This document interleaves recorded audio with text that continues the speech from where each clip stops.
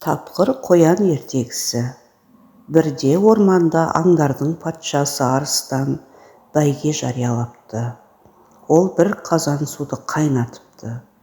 Осы суды кім ішіп қойса, соған көп сыйлық беремін деп шарт қойыпты.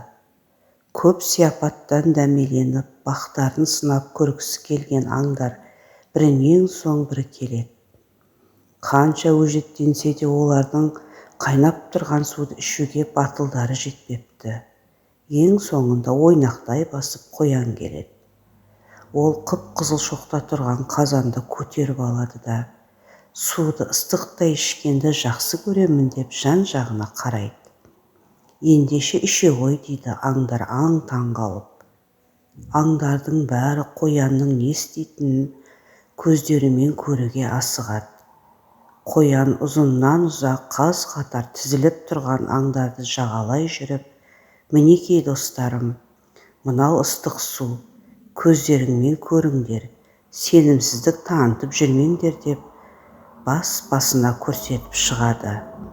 Қоян аңдарды басынан аяғына дейін аралап шығып, бәріне бірдей көрсетем дегенше қазандағы су суып қалады. Ал қулығын асырған тапқыр қоян суып қалған суды бірақ көтеріп сіміріп салады. Таң қалған аңдар ауыздарын ашып көздерін жұмады. Тіпті олар қоянға қызыға қарай бастайды. Алданған аң патшасы арыстан қоянға көп сыйлықтар беріпті. Міне нағыз ер деп мақтапты. Сөйтіп, небір айлалы аңдардан асып түскен тапқыр қоян көп сыйлыққа ие болып, қуанышы қойнына сыймаған екен.